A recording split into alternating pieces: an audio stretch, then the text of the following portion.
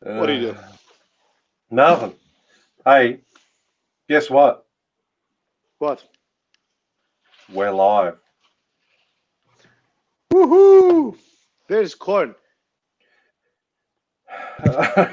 Well, here he is. Speak of the devil. Here's Corin right here. How's that, guys?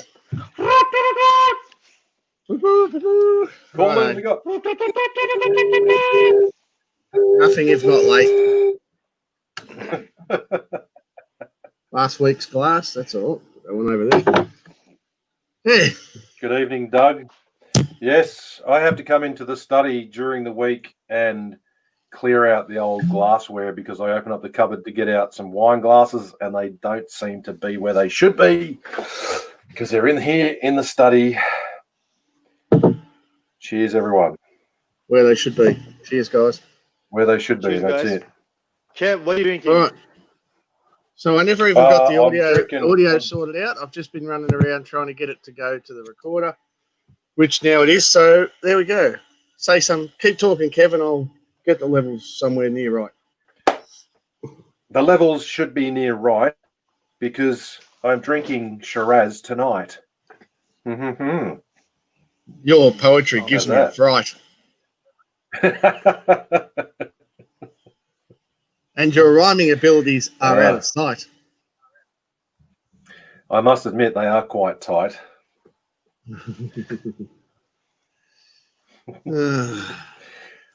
Yeah, maybe we should take Stephen Eads' advice, go hard or go home. Perhaps we should just go home. Yep. Let's do Thanks the shortest. for watching Let's this do episode. let's do the world's shortest pubcast. 2 minutes in. Thanks everyone for listening tonight. It's been a pleasure having your company. Tune in next week where we'll give you more insightful information, some rhyming, poetry at its best. And Jamie, do you mean audio is up to standard or what?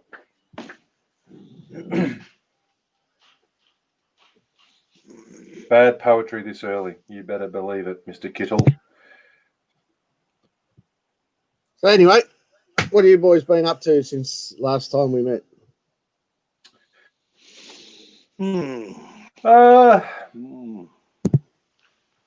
Go for it, Kev. Well, I've been teaching classes, trying to make some knives. I've had a bit of an influx of midweek one-on-one classes, which are really quite enjoyable, actually. Very slow-paced. We get to do a lot more in the one-on-one than we would otherwise. I had Sam Erskine, who's a maker from the Tumut area. He came down and did a one-on-one course with me. And then I had a young fella that's been here before, and we did a stainless full-tang hunting knife course with him Monday, Tuesday. Wednesday, I had a really relaxed day. I actually didn't do a lot, and it was a pretty cold day here, so I snugged up in home and watched a bit of telly. And then, today and tomorrow I've got another fella here, and we're doing a class making a big-ass cleaver and a long brisket knife. So that's my week so far, and probably not as exciting or as productive as you, Mert. We've seen a couple of meteorite-shaped objects floating in your hand in pictures on the internet. Yeah, that was last week. I made some woods last week. Actually, I tried making woods today, and I fucking failed miserably. Excuse my language. This is going to be not suitable for general audience, and cover your ears. You're about to swear. So today I'm trying to make my woods, and I'm using my shop vac for my blower, and I'm putting like a bunch of fucking charcoal in it. Like I burned 30 kilos. Halfway through, I smell something burnt. Now you're going to say, no shit, you're burning charcoal. What do you expect? But no, that was a different kind of smell. Like this is like, I think your shop is on fire kind of smell. I'm like, no, it can't be. I'm looking at the shop. Everything is intact. I'm checking my undies. Nothing is fucking on fire. I'm like, yeah, she be right, mate. I'm just going like, chucking charcoal on the woods and dickhead mode activated. Like, she be right, mate. Just chop charcoal. Then I start, like, I got my headset on and I'm listening to podcasts and all that. But all of a sudden, even over my headset, I can hear my shop vac is not working right. My shop vac is making like noises, and the shop is my shed is filling up with the smoke. And all of a sudden, I realized bottom of my shop vac is dripping. It's fucking melted, and it's dripping. And you know, I wish that was the old story. So I'm looking at my shop vac. That's not it. No, that's not it. So my shop vac, the bottom of my shop vac, is like blue plastic and it's dripping, and it sounds crazy, like it's going crazy. I'm like, okay, that's not good. Let me just turn it off. And I'm looking at the cables. All the fucking cables are tangled because my power supply issue is shit. And the back of, like when you put the shop vac, it's programmed, like the hole that goes through, it's sucking all the dirt and debris. But if you put in the second hole, it just blows air. And the other hole, there's fire blowing out. That's a bad signal. If your shop vac looks like a fucking dragon, that's bad. That's really bad. So you heard it here first, thinking, guys. You heard it here first. Yeah, I'm thinking that's pretty good advice to give to people. If your shop vac looks like a dragon, that's bad. I'm thinking, like, am I gonna be like Jon Snow and like trying to touch it and tame my dragon that's called shop vac, or am I gonna like unplug it? I'm trying to unplug it. I'm unplugging like the fucking fan. I'm unplugging the disc grinder. I don't know where the fucking thing is, and I'm thinking it's on fire. How do you put fire down? You just put water in it. Don't do it. That's really fucking bad. You didn't do it, did you? I didn't. I was so fucking proud of myself. You didn't throw it in the pool instead, did you? Nah. I found the cable. I unplugged it. I opened the top up and I opened the thing, and there's like smoke, and it caught flames because apparently it was probably too hot. And anyway, so yeah, I got the hose and I had the shop vac on suck, not blow. Mine was on a blower cycle, okay?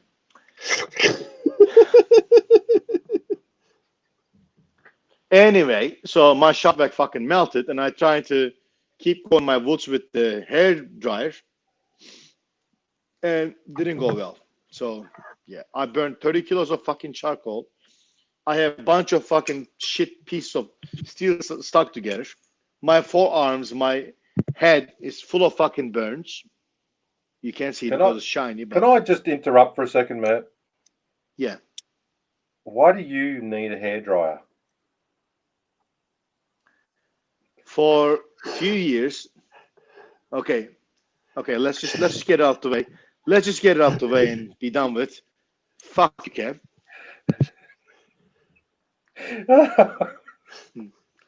I bought a hairdryer so I can start my barbecue. Okay? Okay. Oh dear. I just use a match. But whatever works. I just use the fire lighter. Okay, I don't want to say that word, but using matches to light the barbecue is so lame. This is how I light my barbecue. I use MAP gas torch and I use hair dryer. I'm talking about like charcoal barbecue. You can put a match and you can fucking blow it like, but you can put the fucking MAP gas and put the fucking hair dryer in the face, and you can get like an inferno in like no second. So I'm the type 2 guy. Anyway, regardless to say, my wood smell didn't go well. And I burned 30 kilos of fucking charcoal along with my hands and all that shit. And yeah, I got nothing. What is that? What is that? What are you showing? Corin's showing us his Damasteel bong lighter. Yeah, but he's showing his medicinal Damasteel bald liner. Now he's burning down his workshop. Quick, get the shop vac. That'll fix it. Oh dear. Look at him go. He loves it. I light my forge with my LPG path weeder. The butane path weeder. Yeah. Yeah, that's the guy. Yeah, that's how I light my forge. Well, I don't use a piece of paper, don't use matches, don't use a map gas. What's wrong with this? Like, just fucking light it. Watch out. Where's your vacuum? Now you're going to burn your iPhone. Vacuum is in I the just burnt my recycle. computer. Oh, Oopsie. I got ash and burnt paper all over. I've got the S key now looks more like a munted Q. Anyway. Colin, do you guys sell shop vac? Yeah, we did for a little while. I was They just thinking did. like maybe like a Did. sponsorship deal. oi! Well, Dickhead discount. how about we get onto L'Oreal and see if they'll sponsor us for hair dryers? No? Hey, I could use it. Look at my COVID hairdo, and COVID's not even an issue. You know what you can use? You can use a Manscaped. Not I that use they're that. sponsored, but you can just use like the man trimmer, the bush trimmer or whatever the fuck it's called, and just like go straight. Yeah. I use that for my nose hairs. My whiskey's going to taste even smokier now. I've got ash all through it. Yeah, peaty Scotch. That's what you want. Owen Ward's a good advocate for the peaty Scotch. He loves it. Yeah. So you had some success with Woots, and then you had an incredible failure. Clusterfuck. That I wish I was there, because that would have been fun to see, honestly. But then again, if I was there, I'm pretty sure that there would have been water in your vacuum cleaner. That would have been the. Well, look, I was hopping and jumping, and even Kaya was like, "Do you know anything about OHS?" I think that's what he said. My dog Kaya looked at me. He was like, "Do you know anything about fucking OHS?" Mm-hmm. Who's your OH&S representative in the shop, Mert? It's me. Yeah, it's me. That might be where you let yourself down, son. Yeah. So where you at, Kev? What have you been up to, buddy? Oh, I went through what I've been up to already, mate. You were away restarting your computer and fiddling around with sound devices and whatnot.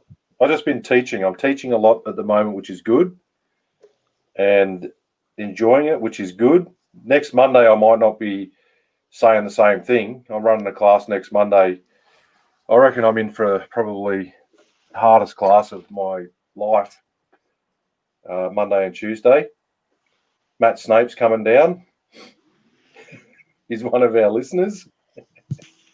And he seems to think that he's going to be making a knife in 4 hours with me. I think he needs another 16 hours on top of that to get his shit together.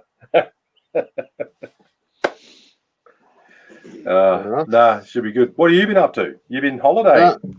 Yeah. That's school holidays. So we took the kids for 3 days down to a place called Bendalong, where the fires were. Mm-hmm. Well, one of the many places where the fires were, down just north of Lake Conjola. And mate, just devastation where the fires come all the way to the ocean, and back down there, that's where they were sort of huddled on the beaches. But it's pretty cool. We hand fed a stingray, and we spent a fair bit of money down there, just the local shops and whatever else, trying to give them a bit of winter support, because they missed Christmas, and then they missed Easter with COVID, so they haven't had a good run this year for holiday parks. So we stayed just down at the caravan park, and went kayaking with the kids, went fishing. Catch anything? Lost my it kind of. I lost my 1984 Mitchell trigger drag 5540.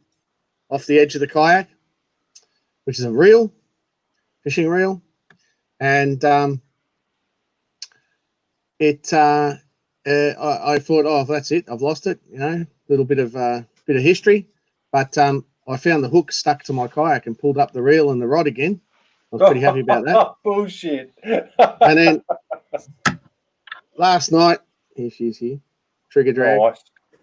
Yeah. Look at this. There's your drag. cool. Yeah, it's mad reel. And then I was putting it back together last night after cleaning it all out, getting all the salt out of it because it's been underwater for about 10 minutes. And I lost one of the cover screws. I laid everything out on a white sheet, you know, as I pulled it apart. As I put it all back together, I'd lost one of the cover screws. And I spent the next 4 hours moving everything out from under all my benches, gently sweeping and cleaning and trying to figure out what had happened to find it. 4 hours later, had fallen into my little watch pocket there at the front. I was going to say, why don't you make one out of damage steel? Well, probably should, mate. Yeah, because you Probably can. should, because I can. 4 hours, like you'll be done with that shit like in 1 hour. Well, I got onto eBay and they're $2.20 US to buy a brand new, old stock 1984 reel cover screw. $2.20. Would have been $30 landed in Australia with postage. Wow. Yeah. Sure. So I was like, nah, I'm fucking looking. But Yep. anyway, I found it in my pocket.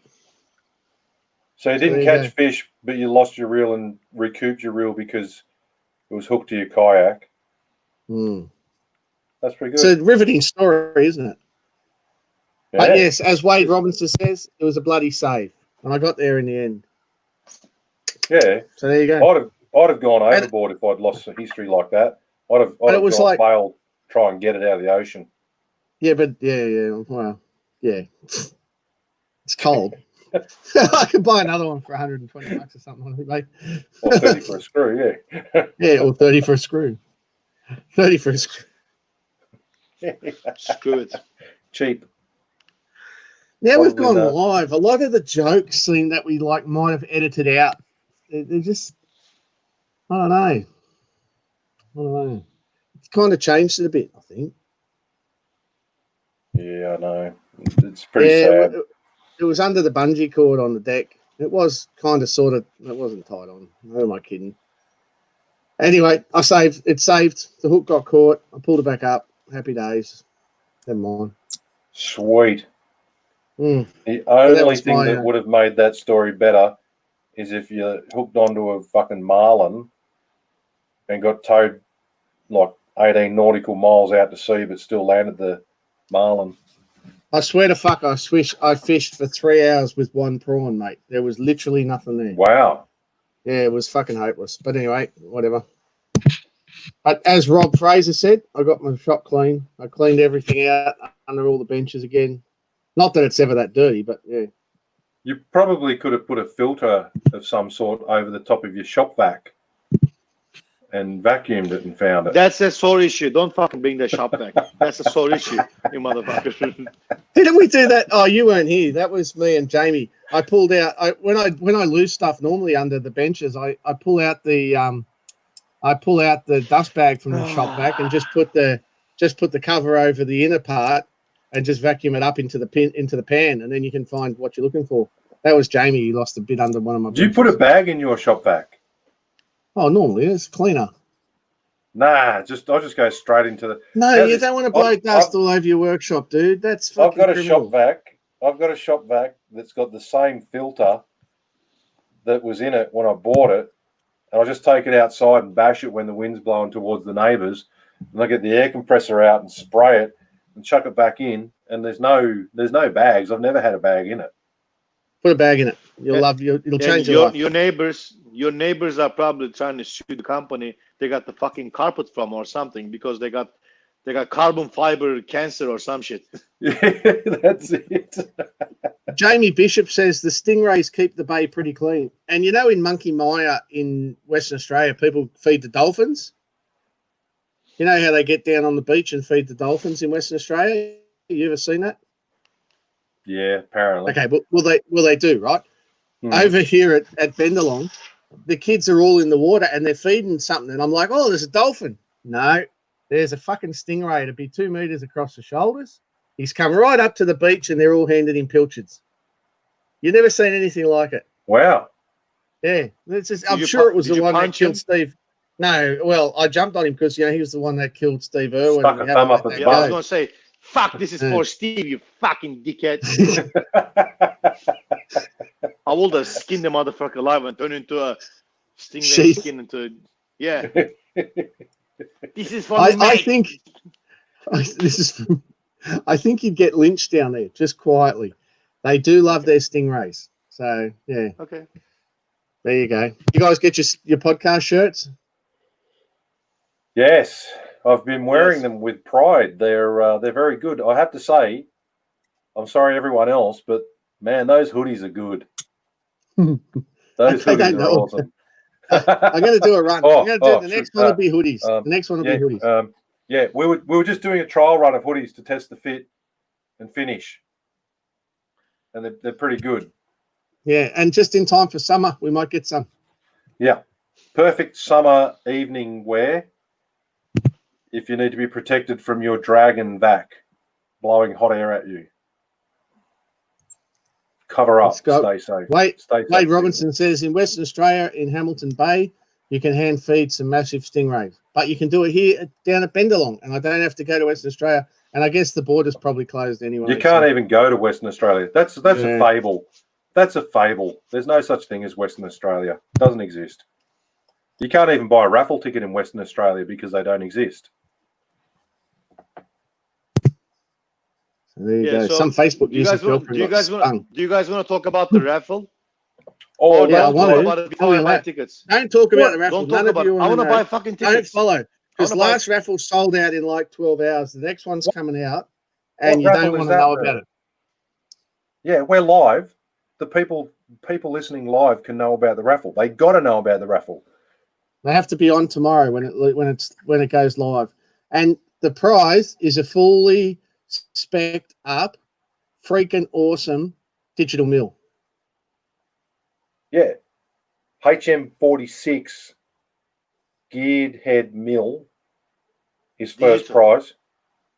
Yeah, it's freaking awesome.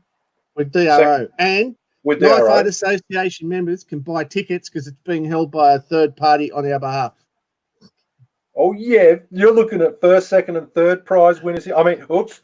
No, it's all legitimate. Corey Cunningham says he's already bought a ticket. I didn't know he'd gone live with it. Yeah, no, they went up. Is it going up? Okay. There's no raffle. Stop talking about it. I haven't bought tickets yet. Stop talking about it. There's no raffle. Move on. No, there is. And it's got a second prize in the raffle is a 84 engineering disc grinder with VFD. Ooh. Yes. Mm-hmm. And third prize is a metal bandsaw, portable metal bandsaw, which you can then go by your table to have it in an upright position. I forget who's selling those at the moment. Someone around selling those. And you can get your vertical portable bandsaw and set it up in a vertical position. And I currently use that setup, and I have to say it's very good. And I would be happy to win any of the great prizes that the Knife Art Association raffle has currently got on offer. And don't forget, guys, that all of the proceeds go towards the Knife Art Association and keeping that baby afloat so we can run knife shows after this shit's all over and we can do it again. Yeah. So this is what it's all about. When this shit ends, we will be smashing the knife show scene with some freaking awesome knife shows. We want to see the biggest knife shows that we've ever had because everyone's got to be champing at the bit to get to a knife show. I've actually had to start slowing down on my making of the knives because I went into my study the other day. It's like a fucking Japanese knife shop in there. There's that many knives around because we haven't had knife shows. And I'm pretty slack updating my website. So, yeah, anyone need a knife? I've got plenty around. Going good, COVID sale. You want a knife? You want a knife? You want a Want a shank? knife? You want a knife? Anyone want to buy a knife? You want to buy a knife? Anyone want a knife? So now the bad news is if you live in Western Australia, you guys have some funny laws that date back to before the internet, and they don't allow us to run online raffles for our not-for-profit association. That, and I don't think they overly want to support a knife art association. So our approval, our applications for Western Australia have basically been totally banned, and we can't run raffles there. Dave Grove asked if it's only open to Australian residents, and yes, the answer is probably yes, Dave. And we wouldn't suggest July on that on the raffle ticket purchasing site, and like put Gamaco's address just in case you win, and we can sort you out. Yeah, I mean, if you send me a message, I'll give you my address, and I'll gladly look after the prizes for you. Make sure they work well. Make sure they're given a good life. Well, we're going to win them anyway. So how do you become a KAA member? You don't have to become a KAA member to support the KAA. Best thing to do is support the events and the shows. However, if you have some particular skills that are really good for running events, I'm not talking about being a great knife maker. I'm talking about good skills in marketing, having contacts in television, having the will to absolutely work your ass off to make shit happen, then the Knife Art Association's for you. The rules are pretty simple. You have to agree to work for the industry for free. You have to understand that the Knife Art Association never gives you anything in return. And you also have to agree to pay $50 a year for the privilege of being a member. And if you agree to those things, just let us know how good you are at what you can do, IT, websites, anything useful to the Knife Art Association. And that's pretty much all you have to do. Yeah, we don't want to know if you can make a good knife. Not interested. We want to know if you can assist in supporting the industry in some way that matters. Whether it's like I said, you're a very good people person and you can stand at a door and accept tickets to a knife show. Fantastic, good chance. If you, like I said, have contacts in the industry, media industry that can get us like airplay or airtime or whatever, good chance. If you're a great knife maker and really good at hand sanding, good on you, but you're probably not going to get a look in for membership. It's just a bit like that. Anthony Kittel, no one buys early tickets, mate. The early tickets don't win. Too bad, so sad. Move along. Late tickets aren't real good either when you miss out. No, that's it. Mert's looking a little bit distressed because he's understanding that tickets are selling really fast. I'm looking like people are saying like, oh, I bought this many tickets. I'm like, stop buying the fucking tickets. I need to buy a few before you guys buy it all. I want that mill. Hey, if I win the mill, Mert, I'll send you a video of how cool it is. If I win the mill, I'll get an article in Blade magazine telling everyone how good it is. Hey, you'll get an article in Blade magazine telling them how you used that mill to machine a part for your barrel knives.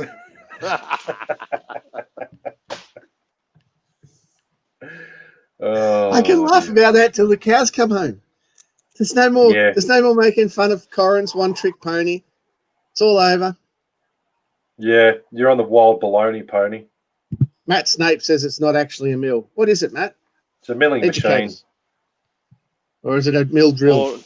It's a milling machine. As Henning says, mull. It's a mull. It's a mull for making booby knives. Yeah, booby knives. A booby knife with your mull. So 600 tickets have sold already. That's pretty good. We were getting a little scared that we wouldn't sell out particularly fast, but the punters know that we're trying to put together some pretty awesome kit. Yeah, no, that's some good stuff. And Matt, I believe you're getting a bit pedantic with your answers, Matt. What's the first word in your answer right on screen now? I'll tell the people that can't see it. It is mill. So when we say it's a mill, it's a mill. It's even better than a mill drill. It could be a mill drill, but it's a mill. It's even better than a mill because it's a mill that can drill. It's a mill that can drill and a drill that can mill. So It's even There's more. another thrill. Be better than my old piece of shit. No, 1980 your old piece Chinese. shit's cool.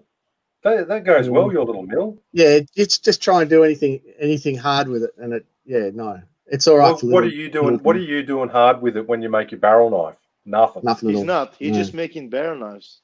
Yeah, he doesn't even use it for barrel knives. I bought a 2-inch indexable face cutter for it and put it on it and ran it into a piece of steel. Ooh, that didn't work.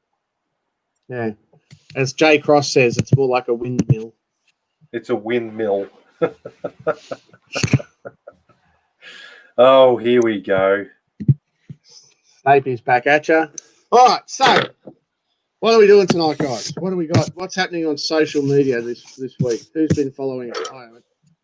Oh, I've been kind of busy to try and follow too much on social media. It's been kind of funny. I've had almost a social media drought, and I was just sitting down this evening having a bit of a look on, and I got a little bit overwhelmed by Instagram because there was too much fucking shit to look at, really.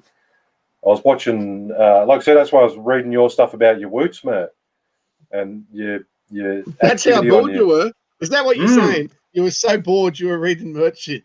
Yeah. Sure, fucking hard, man. Hey, that's why we're mates, because we can be honest. We can be honest. All right, let's get going.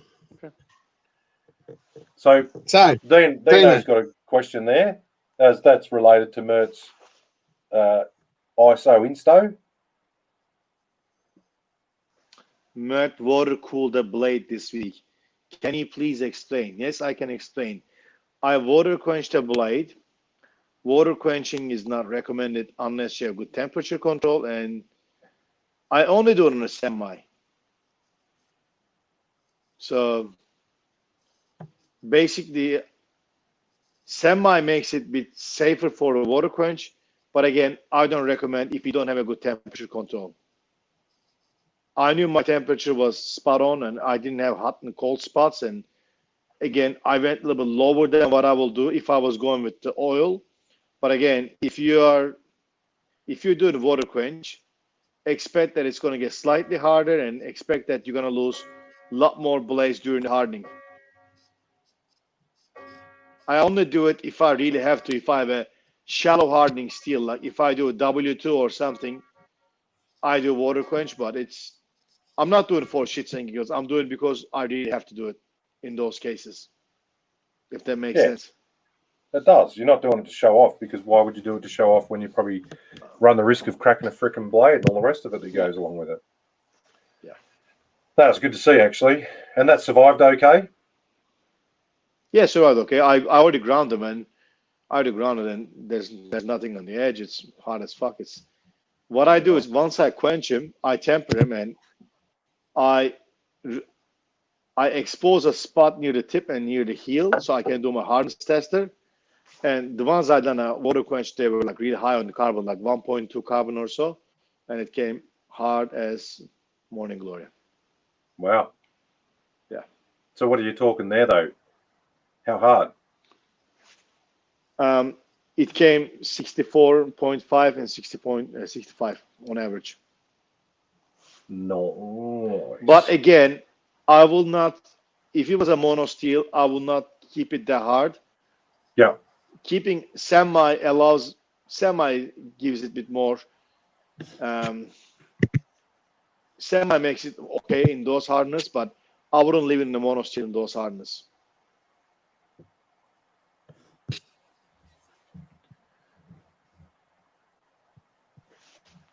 Go back up to Bryn's question, just one up from Dino's there.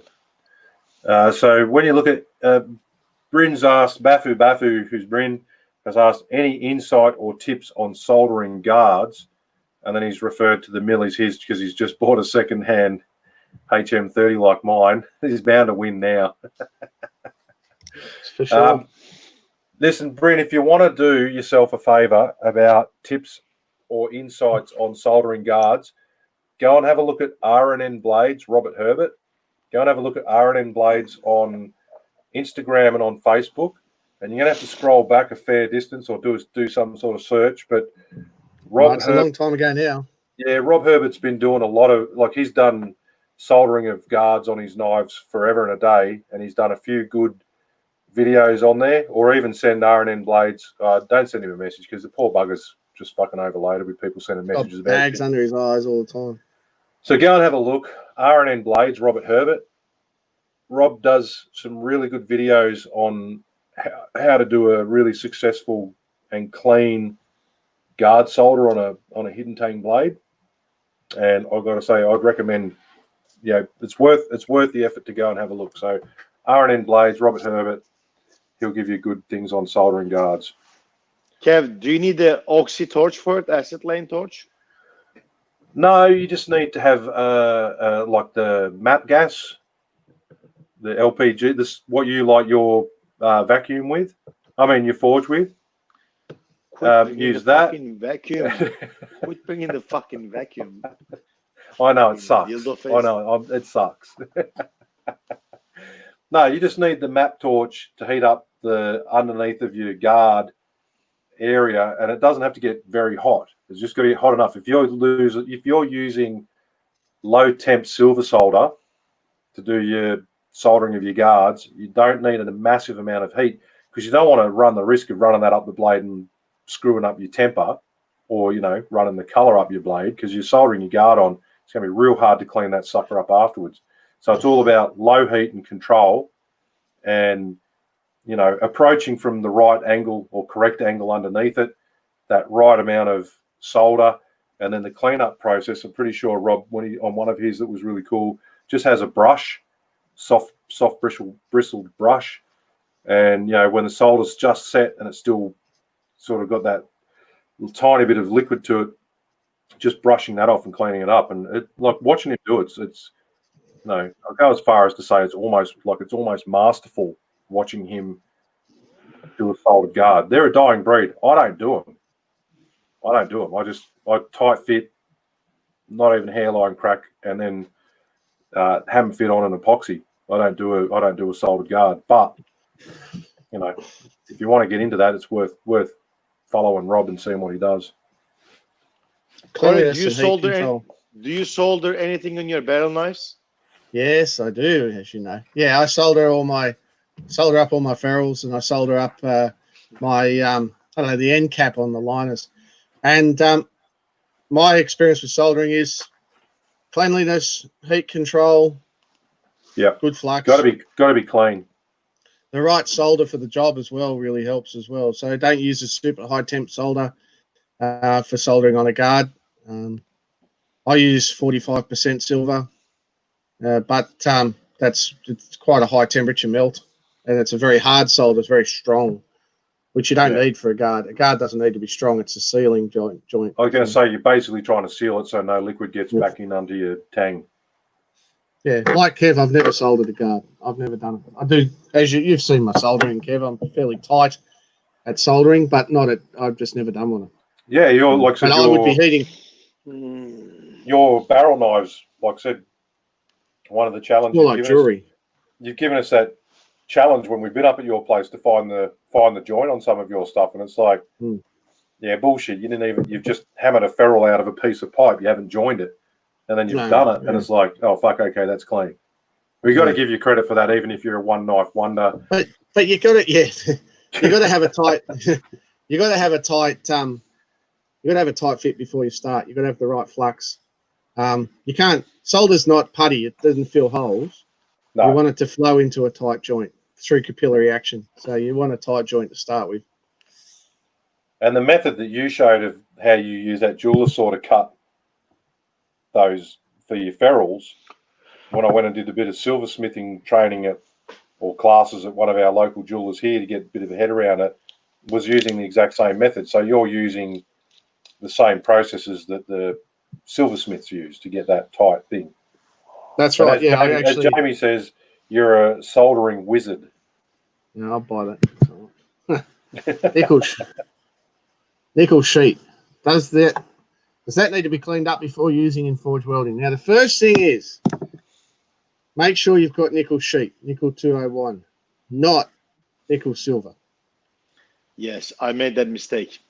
It's a common. It's a common one. You're not Robinson Crusoe, Mert. They ring us up and go. The sprays all like, nickel. Oh yeah. You think it's flux. You think it's borax. Yeah. You go, I didn't use borax, and it's spraying this hot molten shit around. My billet has diarrhea coming from sideways. Like, So once you clear that up, nickel doesn't need to be cleaned up before stacking, and typically will come very, very bright, and it doesn't oxidize readily either, so it'll stay bright for a long time. Yeah, but if in doubt, if it is dirty, wash it in something like CLR, something like that, some sort of a solvent that's going to get all the oxidization and fingerprints and oil and stuff off it. Cleanliness isn't going to hurt, but yeah, no, it doesn't need to be super special. Yeah, Corin, we sell both types at Gamico, so just be assured we get the phone call reasonably regularly regarding I stacked up some nickel silver sheet in my billet and sprayed everywhere. It does happen quite a lot. Yes, Mert? For a long time, I thought nickel was like a perfect barrier, not allowing carbon migrate through. But after some more through reading, apparently nickel only limits it, but it doesn't apparently completely stop the carbon migration. I did not know that, but I did know that. I didn't know that it didn't stop it completely. That's for sure. For a long time, I thought it completely stopped, but apparently it just delays it. Well, that's still good. Yeah, still better than nothing. Still better Puts than a nothing. Puts a nice shiny line on your steel too. Yeah. Yeah. And I'm told religiously and reliably by a lot of sources on the internet that you can't stack it for thickness.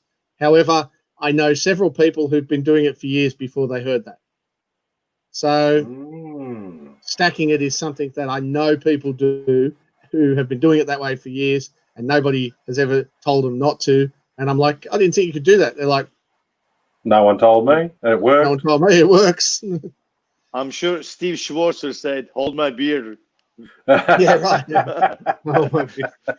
Florida man said, "Hold my beer." Yeah, I'll just break this powerlifting record and then get onto that. Yeah. Shout out to Steve Schwarzer. Yeah, good on you, Steve, mate. Well done. Yes. So, one of the things I saw on social media that was quite funny, Corin, relates back to our conversation or our show where we had the information about gas forges. Mm. And we had the discussion based off a forge that I was getting made. And you and I talked about it prior to going to the air. And then the advice that came out from you, being that expert of the gas industry, was don't go with the small burners, go with the large burners, because the large burners can be turned down. The small burners can't always be turned up. So it's funny to see a bit of a funny negative response to, the person that's making my forge posted up, got a couple of custom forges, big forges for specific purposes, which was mine, and they're going to use the Gamico large burners. And there was a little bit of negative feedback about that. And it was interesting to see that, you get advice from someone like yourself that's an expert, and you go with that advice, and then the uninformed jump in and start fucking tearing shreds off you. And it's like, it was nice to see a couple of comments from people that I've maybe listened to the show or maybe didn't, and they're like, a big burner can be turned down to be run like a small burner. So that's the truth. It is. It's the truth. And on that note, I just can't wait to get my double burner, big burner, humongous forge, because that thing's going to be a fucking ripper. I'm going to melt steel. I'm going to chuck a vacuum in there, see how long it takes to melt my vacuum. What diameter is it internally? Don't know exactly offhand because I haven't got it yet. But it's going to be big enough to throw some decent billets of Damascus in there. Right. Yeah, as long as it's about 200, you'll be fine. Oh, it's easy, that, yeah. And you can get away with smaller burners, but like I said, and I stand by what I said. I'm not going to. Yeah, man, I'll listen to you. Yeah, absolutely, for sure. Okay, so this question's again from Dino, and it's relating to people who want to become members of the Australian Knife Makers Guild. And My advice, before you even start making 3 knives to join, and you should join the guild, right? The guild's about to get a whole lot more relevant, so you should be thinking about it. They're going to be running more events, and they're going to have somebody dedicated to coordinating their activities, so it's going to change. My advice would be, before you even start, find your state rep, give them a call or go and see them, and have a conversation about what are the most common mistakes they see on people's knives being submitted for judging and for assessment. And start there. Don't be that guy that comes with the same mistake that everybody else does. Ask them, what do you like? Oh, well, nobody ever sands the spine of the knife properly, or nobody ever does this, that, or the other. And listen to them. And then when you make your knives, miss those mistakes. And they'll be very thankful. Hmm. Guarantee you, they'll be very thankful that you've listened to them, apply that advice, and then that they can smooth over whatever that detail is at the time. Adam Fromholtz even has a demonstration piece where he's made a knife with just about every conceivable mistake. So you can sort of hold that and see what not to do. You've seen that, haven't you? No, I haven't seen it in person, no. Nah, it's a bit of a river. Yes, Anyway. when I was the ACT New South Wales state rep, I had the same thing. I saw the knives come in with the same problems. Well, one of the biggest things is people are too keen to finish a knife and get it in for assessment without putting an honest level of critiquing in themselves and looking at real obvious things like small scratches. Guarantee if you can see them, if you can see it and you go, oh, no one will notice that, what an absolute load of shit. Anyone else that's got half a decent eye is going to spot every single stinking mistake that you make on these things. Oh, Matt Snape, I reckon you're going to make a clear example of that when you come down and do the course with me Monday, Tuesday. But your son is going to make 2 of the best, cleanest, guild-worthy knives that we will see. But you just hang back in the background and make your shanks, and your son and I will really do a really good job on those knives. Don't worry about it, mate. I'll look after you. I'll really look after you. To be a fly on a wall during that course. Oh, I was going to say, how's his form paying out on the guy that's going to teach him how not to make those mistakes? Unbelievable. Before it happens. You'll have to show him how to get the best J hooks, because that's what they're looking for, Matt. J hooks. That's it. Yep. I'll give you the best advice to get those J hooks.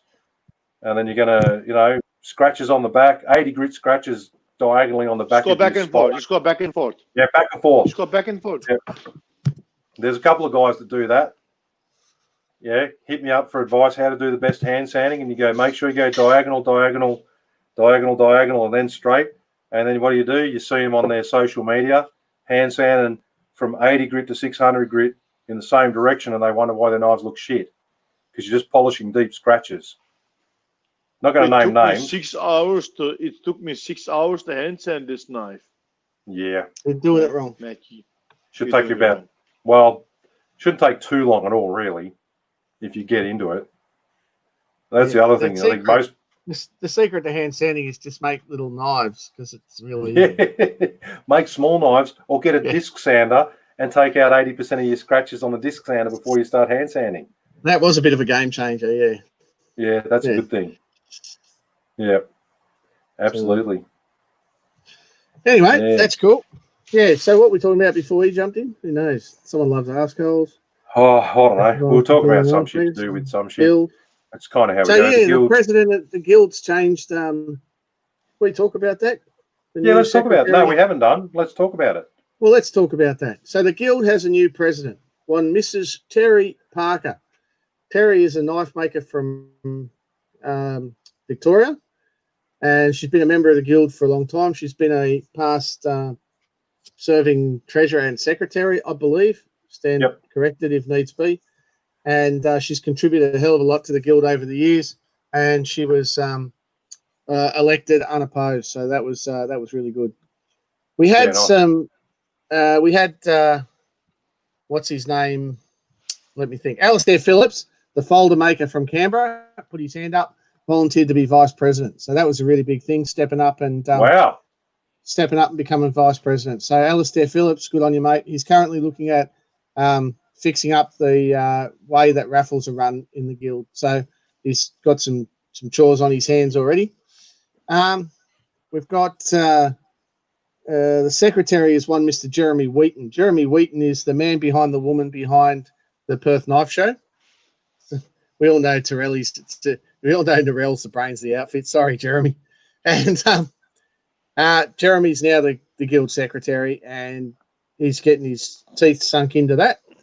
So he'll be the one we're contacting for membership. And Ian Ronald, knife maker from New South Wales, is now the treasurer. So I've just handed over to him and signed over the bank account to him. So he's all in charge of that now. So the guild's back up and going again. We've got three members of the guild are on the committee as regular committee members, one being myself, one being Bruce Barnett, and the last one being one Mr. Sean McIntyre, Mastersmith. So having some really good experience there with Sean is a good thing. No, I'm not saying this in a sort of too bad a way, because I don't want to get condemned for being a voice that speaks about these things, but it lost its way. The guild lost its way. For a long while, the guild lost its way. There was no real direction in what was going on. And one of the big pushes we've said for a long time, all of us on here and other people involved in it, is people need to get involved. People need to step up, vote, get into these positions, especially the vocal ones. Need to step up to the plate, be in a position for a little while, see the shit hit the fan and how it's dealt with. But I couldn't attend the AGM on the Zoom thing because I'd been teaching, and I was, at that stage, I've got to be honest with you, I was fucked. It was a late day, long day. But I was really happy to see the people step up to the plate. Alistair, obviously I didn't realise he was on there, but yes, that's awesome. Ian, well done, guys. Thanks for stepping up and making it something, and we want to see that change happen. The thing that you pointed out, Corin, is that the guild is looking at getting someone actually in an employed role to do the promotion of the show and do the promotion of the other bits and pieces in there. And that's one area where I think the guild always struggled, was getting that word out there about events. Even like the guild show, it's always been, you've got some of the cream of the crop of knife makers in Australia at the guild show, and not many people knew about what was happening with it. So hopefully that position can get filled, someone who's very enthusiastic and up for the challenge, and we can get this ball rolling and get the guild, up to match other guilds out there. Yeah, absolutely. So it's exciting stuff. Yeah, no, and they're getting together, getting their task lists and stuff in order. I don't expect they'll hire before the end of the year, but we'll see how we go. They can hire any time. So they want to get the right person for the job. Once they have that, they'll be running lots of guild-only events, and it won't be like a secret society thing. It's just the guild insurance doesn't cover non-guild members. So, and we're looking at doing those. We're looking at doing those Australia-wide, obviously. Yeah, that's right. Yeah, Matt Snape says, "Is AKG associate member of the guild worth anything?" No, because it doesn't really do anything for you, mate. No. The best thing for you to grow as a knife maker is to make and submit 3 knives that'll get you up to probationary member, and join the guild as a full member, and get yourself a progression in place. It's like any of these things, like the ABS or anything else. It's about bettering yourself. And there's been some criticism of the way the guild assesses, and that's fair enough. It is basically based around fit and finish. But like, it's a starting point, and the guild is the sum of its members. So if you don't like something, hell, come and help us put together a proposal to change it so we can make it better. What you're just talking about there, Corin, in the criticism of how they assess their knives and stuff, they've got a standards document available now. Yes. That's what's getting followed by the state reps. And the reason that came into play was because it was up to the state rep of the particular area and, their personal view of what was going on without any real guidance on what was and what wasn't acceptable. So it was a personal opinion thing. Now there's a written document of what's expected for you to pass for both the probationary and a full member, and that's available on the Guild's website, or should be available on the Guild's website. And if you don't go and download that document, then potentially ring up the state rep, like you were saying, and ask, what's common things that you spot on here that I'd like to avoid doing. What's my best way of getting through this first go? You've got the information there. You've got the access to the people that are going to look at it. If you don't go and get that information and talk to those people, the old ignorance isn't an excuse comes in. You've only got yourself to blame if you're going to do that. So the methods now of judging it is fair across the board with regards to the requirements to meet the standard that was put into place. Yeah. And a lot of hard work went into that standard document. There was a lot of input, and Sean McIntyre was one of the key people behind that. And you've got a master smith laying the ground rules, and it's not as if it's unachievable. 50% through for the probationary, I believe it is, and then it's a lot harder to get in, like 90% or whatever it is, to get a full membership. And if you want to get a full membership of the Guild, to make 3 knives that are at 90%, simple as that. Yeah. Look, it's worth it for sure. I mean, they don't just let anyone into the Guild. That's true. They try and limit it to people who can make knives, a good knife, fit and finish wise.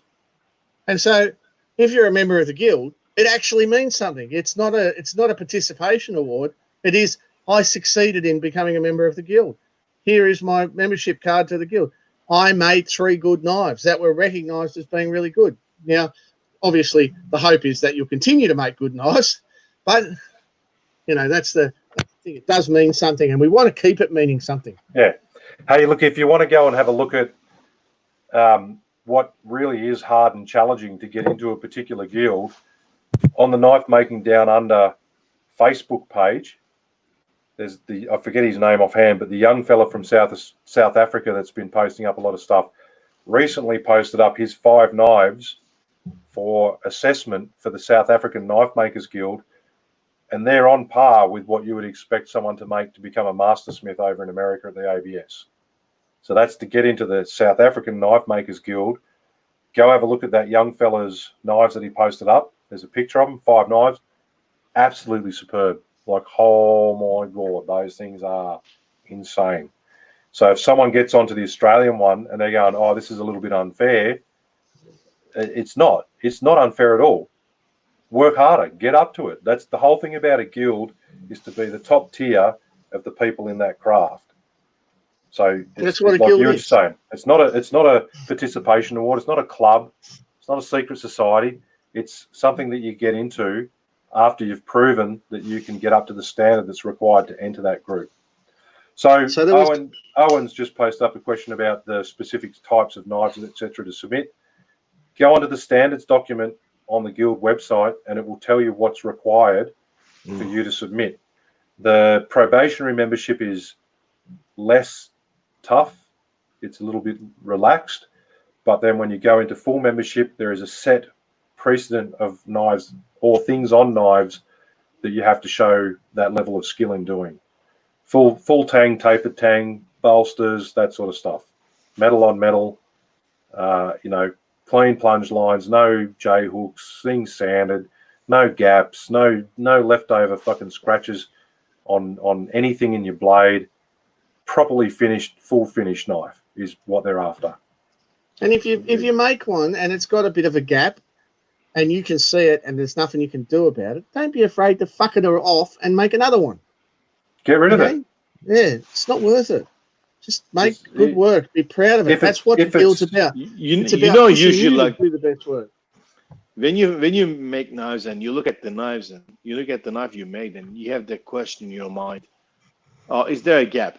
If you have that doubt in your mind, and you can fool somebody else, but if you have that doubt in you, you know the answer. You cannot fool yourself. If you look at it, does it look symmetrical? You know it. You know the fucking answer. Don't bullshit yourself. Don't try to fucking fool yourself. If you have that doubt in you, you know the answer. You know, an That's easy way to judge your own knives for scratches, for gaps, and all that sort of stuff. Get out your modern phone, take a photo, and then enlarge the photo I don't and do that. look at the guard, look at the gaps, look at your sanding. Because I tell you right now, you enlarge that photo, and it's not going to lie to you. I guarantee you can. This is pre-filters on Instagram. Don't fucking come back with that bullshit. Take a photo, Speaking enlarge it of on your filters, phone, and look at it. And if you'll see what's wrong. Photos don't lie. They'll show you what's Kid, wrong with your knife. sometimes you see filters on Instagram. The knife looks so shiny, like the maker's mark is like gone. Like there's no maker's mark. I know the maker. You got a fucking maker's mark. You got to fucking punch that maker mark. I know what you do. Oh yeah. And it's been edited so much you can barely see the maker's mark. It's been edited the crap out of it. It looks shiny as fuck. The background looking all wonky, like Yeah. Corey, go down to the last comment from Corey. Not at this stage, sorry. he will pass in the prison. Like the most. Hey, the basis of Corey's knife in the. Can I talk about that? Like the 4-hour challenge that went through. Yeah. It's the Sausage Man 4-hour challenge. Went ahead last weekend, and I was invited to participate in it. And I have to admit, I'm not gonna name names, but I've copped a fair bit of fucking shit from people that got butthurt because I entered it, and I got voted. Was that Sausage Man or Creative Man? Well, it was the Sausage. I thought it was the Creative Man 4-hour challenge, but it was the Sausage Man 4-hour challenge sponsored by Creative Man Bjorn. Anyway, Right. So I got invited to participate, and I spoke to Bjorn and them and said, you know, like, if I'm going in it full on. Like, I'm not going to fucking go in it to lose. I'm going in it to fucking win. Balls deep. So I put everything that I've done, like 8 years of everything, fuck ups and good things and bad things and everything else. And I went in there with a plan, and I had my plan written down. I had everything set up, pretty much ready to go. I was on par with it. And then I did the live feed. Actually, wasn't expecting to be the live feed, but I did the live feed with Jamie and sort of narrated my way through forging and making this knife. And yeah, man, it was actually, I had the fucking butterflies in me when I was doing it. But it was a really cool challenge. And I was, like I said to Bjorn when we started it out, I'm going to do the best I can possibly do, and I reckon I'm going to do a really kick-ass job here. And like I said, every skill and thing that I've developed over the years and that I teach in and all the rest of it was put into that. And a couple of good things came out of it was, you know, one, I won, but I only won marginally. Like the second place votes were like 14 or 16 or something behind me, which is testament to the fella that came, Mark Barrett, I think it was, that came second, and testament to his ability, which was really cool. But yeah, it was a funny thing to see. Like 4 hours, I was very confident I was going to finish a knife of a really high quality, potentially with time to spare. And I finished with like fucking 2 minutes to go to get my sharp edge on it in 4 hours. That was with a half an hour temper at 205 before I realized I wasn't getting a full hour temper in. So I pulled it out, cleaned it up, did like 3 torch tempers in a row to straw, quench, clean, straw temper, quench, clean, straw temper. You know, but like I said, and someone I think just said it before about it was something on there about the free tutorial from me. It was unexpected, and Jamie was he was the host, and I sort of sniped him on the thing, brought my laptop up to the workshop and talked people through what I was doing at the time to get the results that I was doing. And, you know, some of it was machinery, some of it was just practice. Most of it was practice. You know, you could do what I did without some of the machinery. It just takes a little bit longer and you get the practice in. But it was a really cool experience, and there are a lot of good quality knives put in there. some of them, I'll say this like with Corey's, something like Corey's knife, it had the bones, man. That thing looked really, really good. And with a little bit of practice and a little bit more refinement, his knife making is just going to take big steps up. And those sorts of events, even like with those live feeds and those little challenges, I reckon they're pretty cool. And we probably should look at doing, if you're maybe hosting something like that ourselves, something that's a bit achievable, a bit different. And the thing that I really enjoyed about it, like I said, is that I got there and I just talked to the camera on my laptop as I went through, and I showed up my knife going, yeah, here's my knife, blah, blah, blah. And I got a lot of positive feedback from people just saying, thanks. I really appreciated the fact that you were talking about, what you did at this point in time. And I did things out of sequence to what I would normally do because I knew I wouldn't have the time to finish some stuff post-heat treat. So I did everything pre-heat treat, ran the gauntlet on a whole host of things. And, unlike Mert's bad luck with his vacuum, things just fell in favour with me. I got through really well. So I was pretty happy with that. Yes. So that was a good event. Sausage Man did well. Gave out some virtual sausage. Yeah, what does he send dick pics to people? Not quite. No. His cheesy Kransky was put up, Kransky. up against the camera, and yeah. I spoke to Bjorn about that. I said, mate, 4-hour challenge. I said, I have enough trouble making one in 4 months, let alone 4 hours. So yeah, I didn't participate. I was actually not too confident, but I was really confident that I would get a good job done. But it was like five minutes before the event kicked off, and I was turning my laptop computer on, and I have not been that nervous in such a long time. Like, my heart was racing, my mouth was dry, clammy hands, and I'm just like, it's just like 2 o'clock in the morning before the show, just making one last one. Yeah, that's it. Oh, just got to stitch one last sheath. Oh, there's a knife there. I could hand sand that. It's exactly like that. He hasn't tagged me. He hasn't invited me. I learned the 4 I don't think it was tagged. No, challenge. it wasn't tagged. It was through the beginner group on Facebook, and I just happened to see it and sent some questions about it and stuff. Oh, so you jumped in on a beginner's comp and smashed them all. Oh, how good are you? Yeah. How good are you? Why the other guy? This is my lawnmower blade, and you're fucking forging blade and all that. Fucking dickhead. It's not even. Hey man, fair. anyone that tuned in, like a few of the guys on here were saying, anyone that tuned in got 4-hour free tutorial from Kev. They got all the tips and all the tricks that I give people on my classes. Anyone that took any of that information in, there you go. Take it for gratis. Take it away. Do a good job on your knives. Make me proud that I could offer you some advice along the way. But yeah, I got told off, man. I got told off. I had private messages from people basically saying, you shouldn't have fucking been in there. You shouldn't have been competing. You shouldn't have been doing this. And it was like, hey, get fucked. Really, I was invited in and I was putting the same effort in that everyone else put in. Bad luck.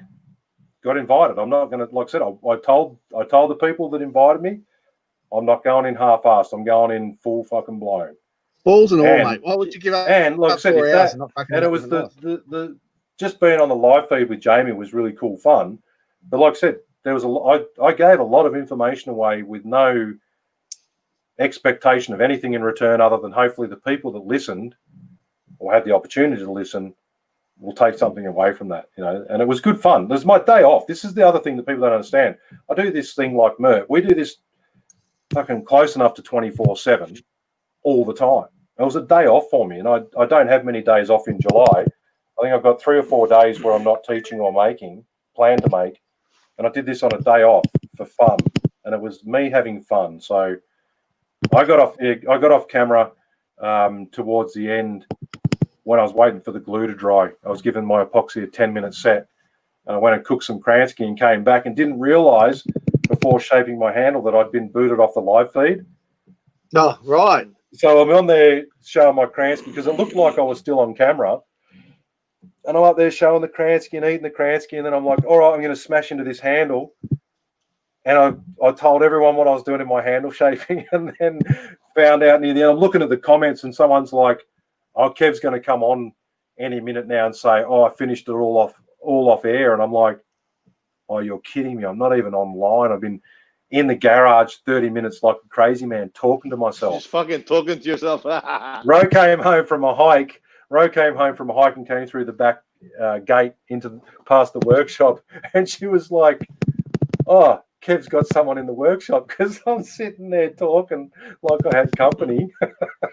So she didn't stop. She's just gone straight past into the house. She goes, "Who was up in the workshop with you?" I went, "No, it's virtual." And I said, my demons are shut with me. I said, "Oh, I was doing the live feed." And I said, "Actually, in that case, I actually wasn't even doing the live feed. I was just talking to myself."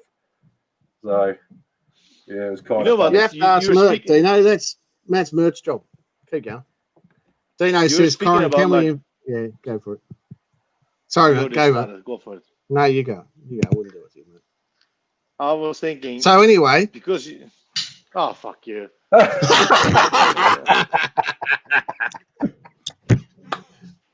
No, carry on. Come on.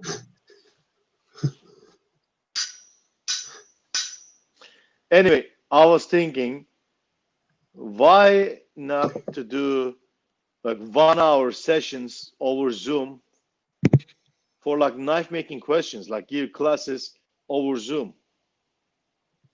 Because I get questions about other knife makers, some quite established, how to do certain grinds and how to do this and that. Like I've been answering selectively for a real long time. I'm like, you know what? I answered so many fucking questions. So I'm going to start doing hourly knife making Q&A sessions over Zoom. So that's going to be my new gig next week. So if you have any knife questions about like certain things and how to grind certain thing or how to heat treat certain steel or how to do this and that, you know what? I given these answers over and over, but I'm just going to do it over the Zoom, over the videos. I can display and I can show what to do, and I can make it worth for me versus just giving these information for free. Yeah. Well, I had, like I said, a lot of the feedback I got from some of, like I got a bit of shit from people, but I actually got I brushed that off. I was like, oh, whatever, I don't give a shit. But I got a lot of stuff from people saying thank you, that was awesome. So I got a lot of stuff from people saying thank you for doing that. I will be happy. I will be happy with the basic thank you, but when somebody comes up with the questions, I give them the answers, and then next week in a podcast or something, when you hear that, like they've been given as like, oh, this is what I do, you're like, oh, fucking dickhead, we had this conversation yesterday.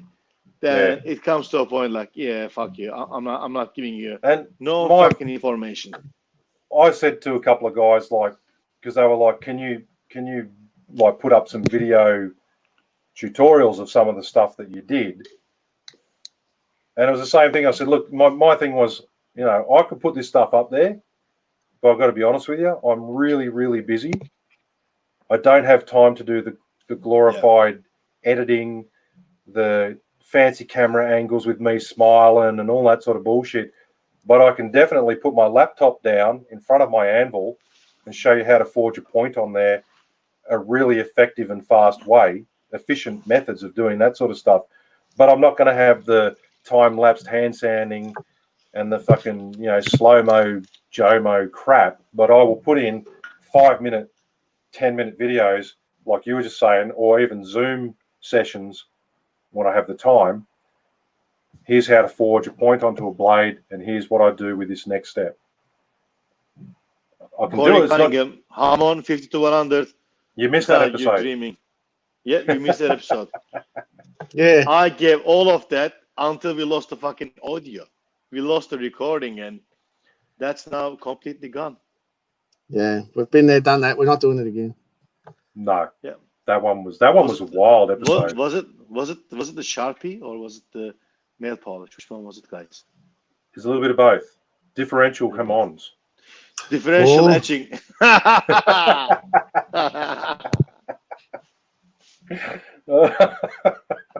Should we have gone there?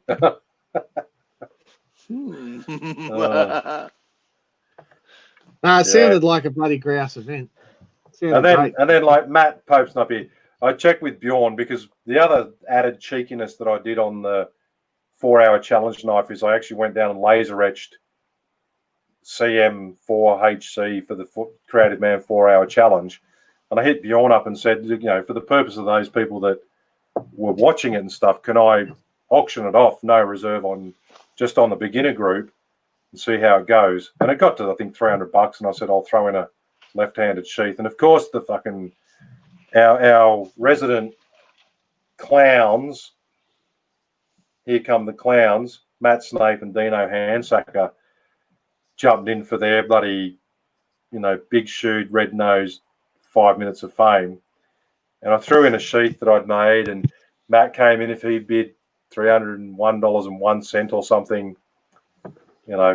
He'd get a left-handed sheath and an extra T-shirt and stuff, and it's like, don't push the generosity too far. Oh, he's having a cry now because you called him a red-nosed, big-footed clown. Right. Corin, is Corin going to go to the Forge Through Fishing Challenge on the kayak? Don't know anything about it, but yeah, I'd be keen. Yeah, you need to look at the Forge Through page. They're having their annual fishing day in December. Dino asked me, and I said I get revoltingly seasick even if I'm out on a kayak in a puddle, so I'm probably not likely to go. I know it was the sausage man, you mofo. Suck it up, princess. Jamie's getting all butthurt because I didn't etch in SM4HC. Yeah. You meant? Oh, shit. Yeah, the Wrecking Ball Wrecking edition. Ball. Some things can't be unseen. But yeah. Nice. Hey guys, 1 second. I forgot who that was, but just before we logged on the podcast, we had a post on our Facebook group in regards to etching. Someone made a Damascus knife. I forgot your name, and yeah, that's Red Forge 5 or whatever. Red Forge 5 was it? Yes, he's from the UK. I believe he's from the UK, isn't he? Yeah. No, is he? Yeah. I believe so. Yeah, he was going to send us some T-shirts. Still waiting on the post. Anyway, he had the issue with etching. Like he etched the blade, and it looked like he had a lot of horizontal scratches. So I figured it'll be good to talk about etching and steps before etching any of your pattern welded steels or maybe any steels that have a hamon. You guys want to cover that? Fuck yeah, because you see a lot of people with those white line scratches that aren't scratches, but they look like scratches. You know those ones? What are they, Corin? Tell them. Well, isn't it something to do with the way that the pressure of the belt on the steel or something when you're grinding at high grits? I don't know. With the hamons? Yeah. Yeah. No, the one, with the hamons, I know what you're talking about, but this one I was talking about was about the pattern welded steel this guy done. And he said he etched it and it looked all good, but there were some horizontal scratches. And he was talking about the reason. So I think it'll be good to talk about etching and general principles about etching and what to look for and what to avoid. Sounds great. Let's begin. Guys, why do we etch steels? So what is this? What am I hearing? Is that my echo? What is that? Kev, are you watching porn? What the fuck? Put that down. Okay. Put that down. I'm sorry. Look, hands are up here now. I hate getting caught out in that in live feeds. It's really, really disappointing. Right. Anyway, we're guys, watching. Yes. Acid etching has been done on the blades a lot longer than a lot of people can remember. So even in some of the medieval stuff, like medieval swords, you can see some acid etching. The reason we do acid etching is if you have a steel, if you have a different steels, and if you're trying to bring the contrast, or if you have a mono steel, and if you put a hamon onto it, and if you again trying to bring contrast, you do acid etching. So what? Matt hears his own voice on porn. Matt Snap, fuck you. Fuck you. Anyway, just continue. So let's say you made a blade and a pattern welded steel and you're trying to bring the contrast. So what are options? Nowadays, a lot of the makers are using something called as ferric chloride. And I believe you guys sell ferric chloride, Corin. Is that correct? Yeah, Yes, in powder but it's form. hard to get at the moment. One of many things that are very hard to get in at the moment. So stay tuned. Okay, stay tuned. Okay, so you made your pattern welded steel, you polished it up, and your blade is pretty much done, and you're trying to bring the contrast on your Damascus. So what you do is you clean your blade thoroughly, making sure it's free of grease and all that. And usually you can do it like a methyl based or like acetone based, and then you wash with the soapy water. And once you know you got no residue of the soap, acid, or whatsoever, then you dip your blade in the clean acid. So the reason I'm saying clean acid is very important, because a lot of the times makers make the mistake of having an acid tank, and they grind their blades, and midway through the grinding they get excited, they dunk the fucking blade in the acid, and while that blade is covered in a little bit of grease and oil, that grease creates a residue on top of your acid. Okay, you don't think of it as a big deal, but when you completely finish your blade, you wash it and you go through all these processes of cleaning it thoroughly, and then once you dunk that blade in your acid tank, and if there's any oil residue on top of your acid, your etch is going to come out shit. So the first thing of the acid etching is you have to make sure your blade is clean, and also your acid is clean of all the oil as well. So you cannot have any oils, any other crap on your acid. So you got to make sure, just check on top of your acid, making sure there's no film of oil. So if you're doing heat treating, if you're doing oil quenching, make sure the lid of your acid is covered. You don't want that oil to be evaporating, or your WD-40 creating a film on top of your acid. You can do the same thing with your hamon. You polish your blade, you got a beautiful hamon, and you dunk your blade in the acid, and all of a sudden, either way, if you've done your cleaning well, you got a good hamon popping up, or if you've done a shit job in cleaning your blade, or if there's oil residue in your acid, all of a sudden it looks like your blade really looks dirty, and you have to pull out and you have to clean up and go through all the grits again to make sure your blade is clean again. So how do I stop my fingerprint being on the blade after I etch? Say it again, Corin? How do I stop my fingerprint being on the blade after I etch? Don't touch the blade with your fingers. Don't fucking touch with your fingers. You fucking idiot. Again, guys, etching can be one of the most frustrating processes. I've gone in that fucking deep hole and etching it over and over just to realize, actually, the problem wasn't the cleanness of my blade. The problem was I had fucking oil droplets on top of my acid. So what I've done is, every time before I etch my blades, I pour hot water on top of my acid to making sure if there's any oil, it overspills and I got a clean surface.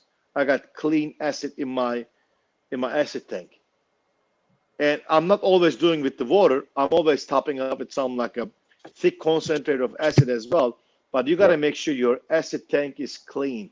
No areas oil residue. The second you insert your blade, that oil is going to cling onto your blade, and it's whatever the oil got stuck into, it's not going to etch well.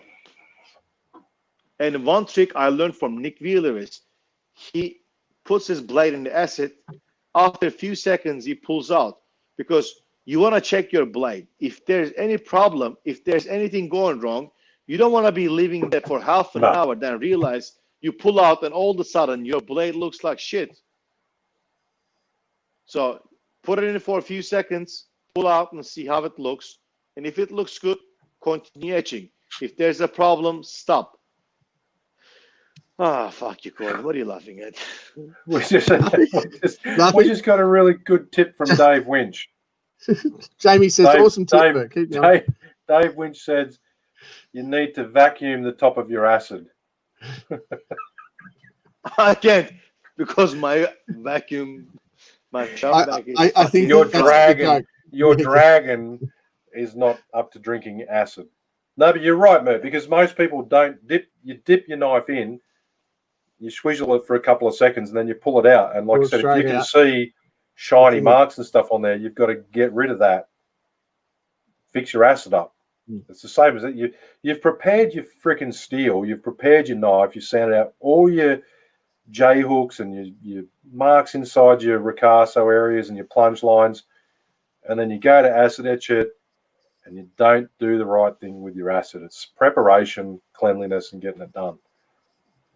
So I used to see that a lot, with the teaching and stuff at the other joint, where just using shit that was covered in shit, like dipping your blade into acid that was coated in crap. What I can recommend is that I have my clean acid that I do my finished plates, and I got a small, like a bucket. It's very diluted, but dirty acid. I use it for like Damascus etching, as in like I cut my billet in 4 or 6 or whatever. I want to see how am I going to stack my billet. I use my, with the quotation marks, dirty acid thing, because I'm not trying to finish a blade. I'm just trying to see how my bars are going to line up. So for that one, I use my dirty acid.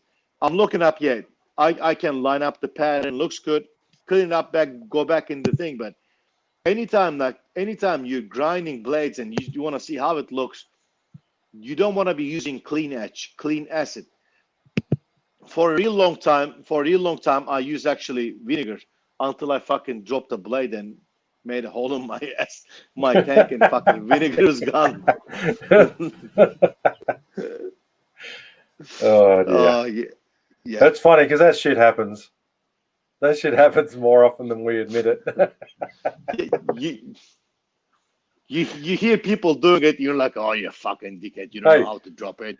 You gotta be drop slow. And here's a similar tip: if you're going to do forge welding and you're going to use Kero as your precursor to build your little layer of carbon on there and stuff, don't skimp and buy the $6 metal bucket from Bunnings.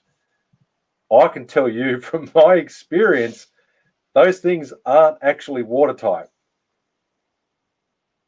So really? I poured like 6 liters of Kero into one of those buckets.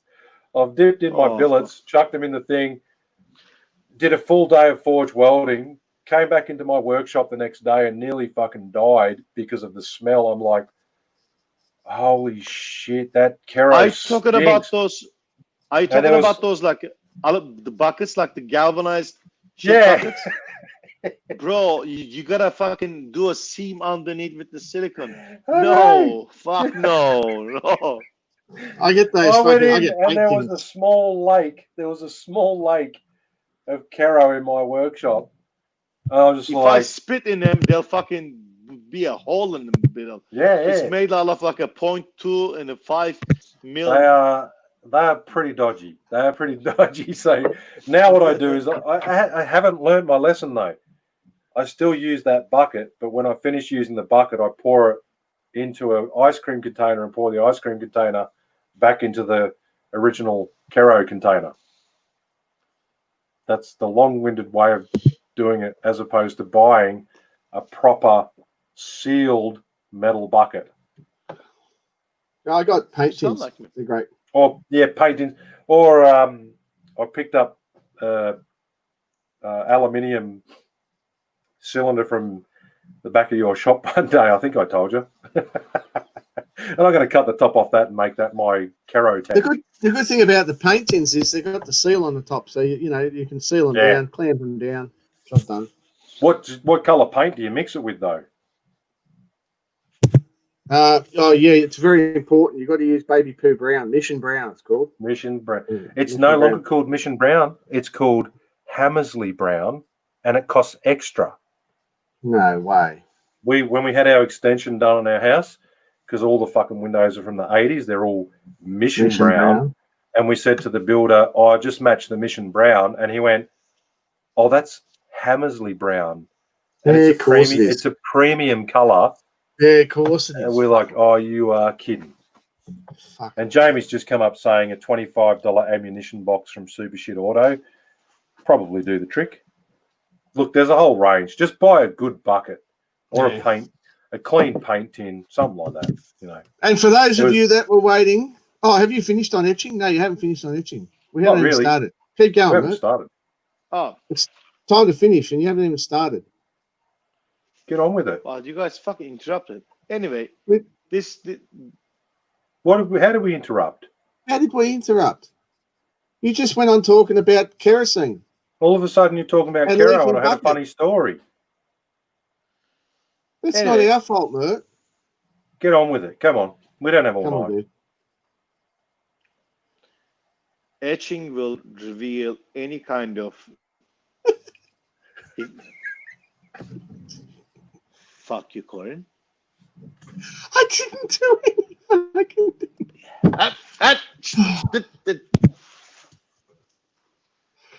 Anyway, so etching will reveal if there's any problem with your finish. So what I recommend is before etching my blade, I try to bring it up to at least 1,000 grit. I don't know what you guys do, but if I'm doing a semi, I'm bringing up to at least 1,000 grit. I see that middle finger, Corin. Thank you. You can have that. That was directed at Dino's question. Keep going. Okay. And if I'm trying to etch a hamon, I go even a lot higher grit, at least 1,500 grit. Less. Thanks, mate. So the knife that it was in question was finished to 600 grit. Yeah. And when the guy etched, you could see there was a little deep lines. So I don't know what the problem with that one in particular one, but it looked like if you're finishing in a lower grits and if you're etching, those valleys created by with the rougher grits, it will make the etching, it will make the lines appear a lot bigger than actually what they are. So again, the difference between finishing something to 600 and 1,000 grit is 2 minutes. What actually takes the longest time is your foundation sanding. Your foundation sanding of whatever you start with, 180, 400, or 600, depending on how you start. Your foundation hand sanding is what takes the longest time. So finish your foundation hand sanding and go up a bit more grits than you'll be comfortable with. Just go up at least 1,000 grit. Because yes, while 600 grit might look enough, but if you're acid etching, if there's any problem with your hand sanding, 600 grit is going to magnify any kind of problem with your hand sanding. So basically, just go higher grit. Anything you guys going to add? No, because I do 1,000 grit on mine as well. And like I said, 600 to 1,000 literally is the next step that I do. And it does take 2 minutes aside. Hang on, Kev. He's going to say something about the barrel knife. Go ahead, Corin. Oh, yeah. When you're etching a barrel knife, what do you do?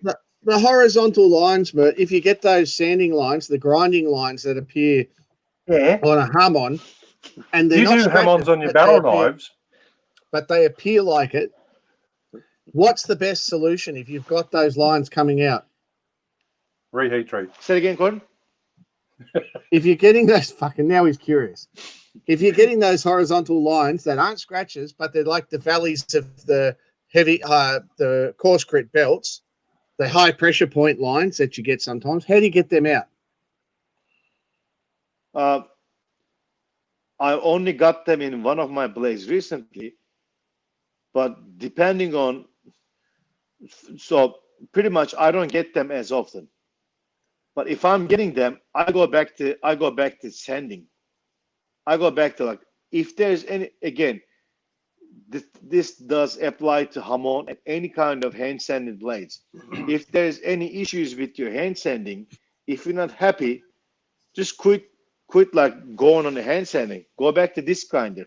Go back to grinder if you have to. If there's a decarb, if there's those horizontal lines you're talking about, go back to grinder to get rid of them. Yeah. So Yep, Dave, I go to grinder Winch. if I have to. I go to disc So- grinder. How do I apply that to a barrel knife? Sorry, had to ask. you don't. You don't. I want to see a Hamon barrel knife. If you don't do a Hamon barrel knife, you've not even made a barrel knife. I want to do a Hamon and barrel knife in Damas steel. Hold my Oh, beer. yeah, motherfucker. 52-100 Damas steel. Come on. 52. Hey, so down a little bit further, Dave Winch is pointing out a good point here regarding Will's question. It wasn't the rest of the blade, it was the fact that his E on his stamp appeared to have a little bit of a lines running off that, like into the steel. It was a clean spot on the steel, and it was like shadows from the E, which I would actually go back to and say, just pointing out that you went off on a tangent, but that E, which has the ghost marks on it, I'd go back and hand sand it and see and do another test edge. In the picture, in that question, in the initial question that Will put up about his blade, it was about his maker's mark where he put his stamp in, and on his stamp he has the E that looks like it's bled in 3 lines off the letter, capital letter E, and that would probably go back to everything you've said, which was appropriate to the topic that was spoken about, but not appropriate to this until now that I've mentioned it. Go back and hand sand it back and have another go. Yeah. That's it. Yeah, and having a proper stencils makes such a big difference. I think he does a stamp. Hot stamp. Okay.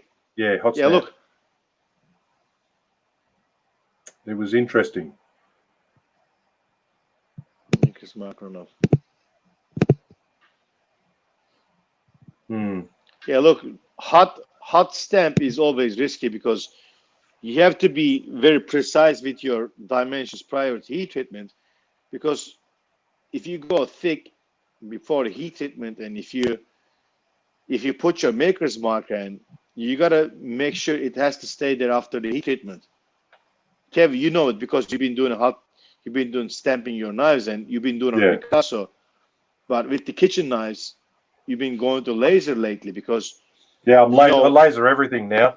Anything that's stamped in mine is old stock, like knives that have been in the workshop for a little while that I haven't finished. But I'm lasering everything. But even you realize with the kitchen knives, you wouldn't know how the logo was going to be until the knife is completely finished. Unlike a hunter knives, like with the hunting knives, you can still, if you wanted to, you can still stamp your logo if you wanted to. Yeah, but on the picture that was the Will's question, when you look at the E that's stamped in, it has etched lines that continue on the right hand side of the E, like it looks like ink runoff, but it's actually etched runoff, and it's weird. Like I looked at it and I thought, for mine, and I think you gave the same answer, was go back and hand sand or whatever you said, or what etch or whatever. But I'd go back and hand sand it back, re-etch it, and see if it happens. I'd actually go back and go diagonally 320 again, 600, take it up to 1,000, and see if the same thing occurs. If the same thing occurs with that runoff look, like it was almost like the letter E traveled from the top point of the E across, middle point of the E across, and bottom.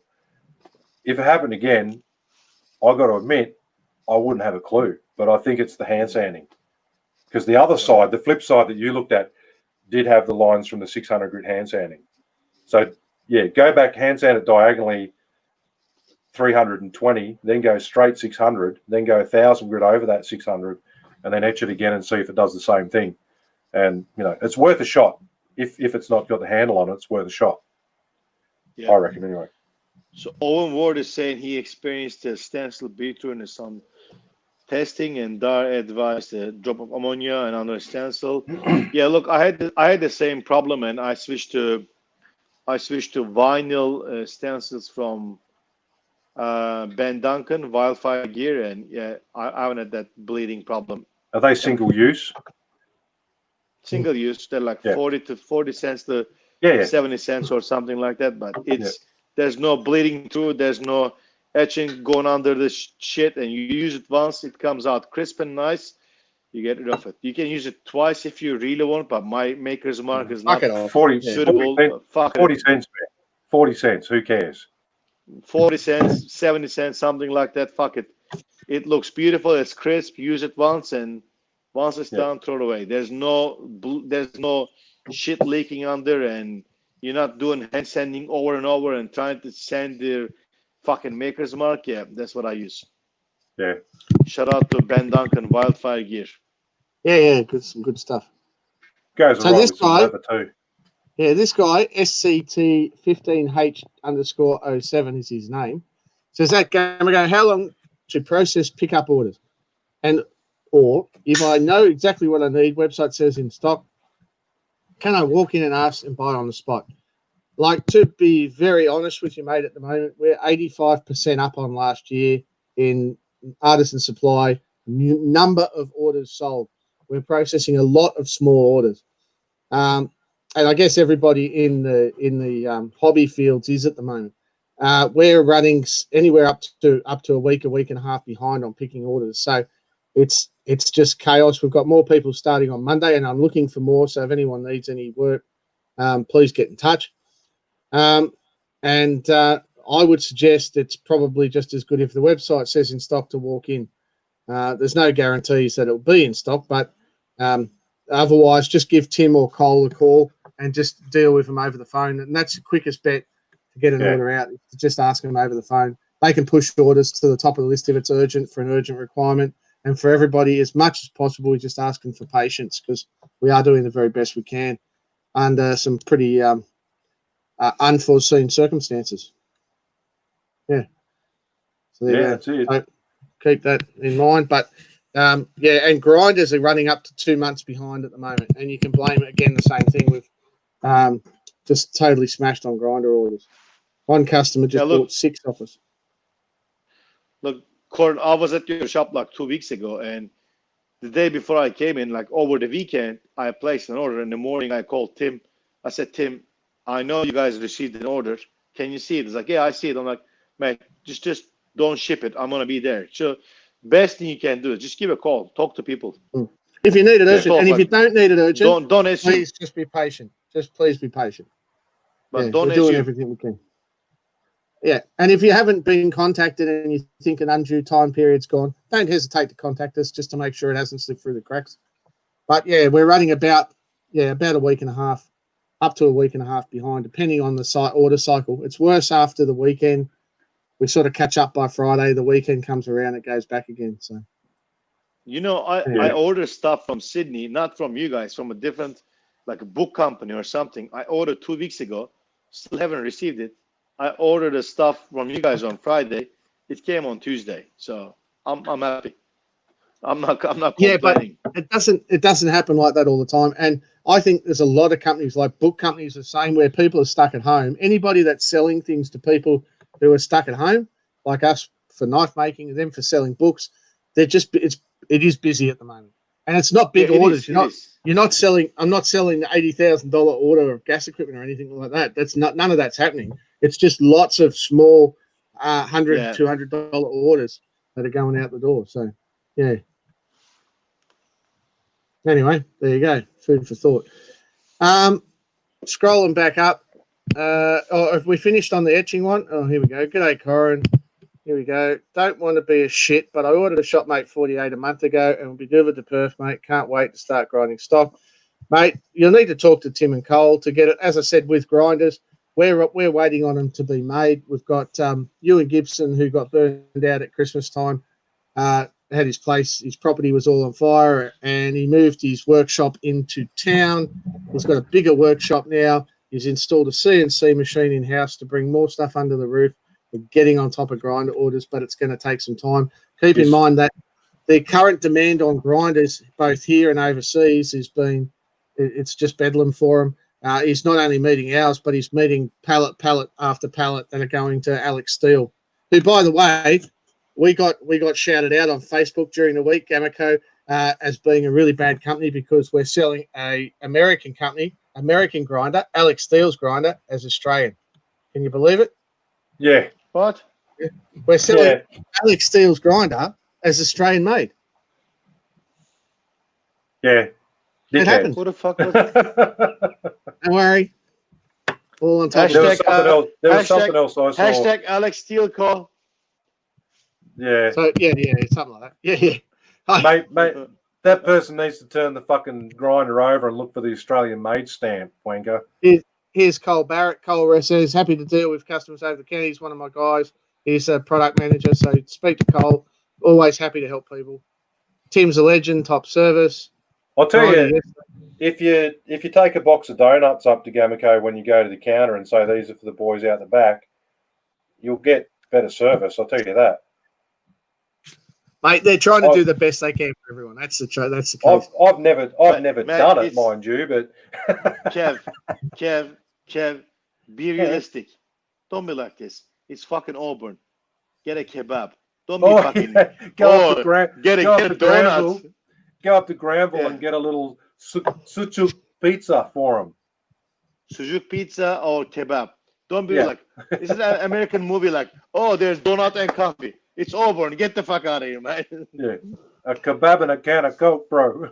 Dino's asked you this one. Dino's asked you this one 10 times, Mert. You haven't given him an answer. And he's getting upset. Can we get starting to say, my questions are not coming up on the screen. We've had him on. Can we possibly get Uncle in for an interview, please? Who's the uncle? Keith. Unky Keith. Unky Keith. We've had him on. We had him before. We can have him back if you want. Well, Unky Keith's not like fucking Sausage Man and Henning, though. No, look. I mean, they're just interlopers. Since we got in the PM, since we got in the PM recording at 9 Unky o'clock. Keith's in bed by like 5:30. He's old. Yeah. He wants you to answer a question on fitting guards, but maybe we do a guard fitting episode next week. What do you reckon? Maybe we should like a video.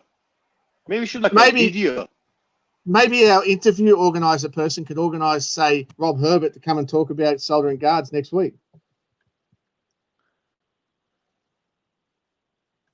What? I'll hit you up.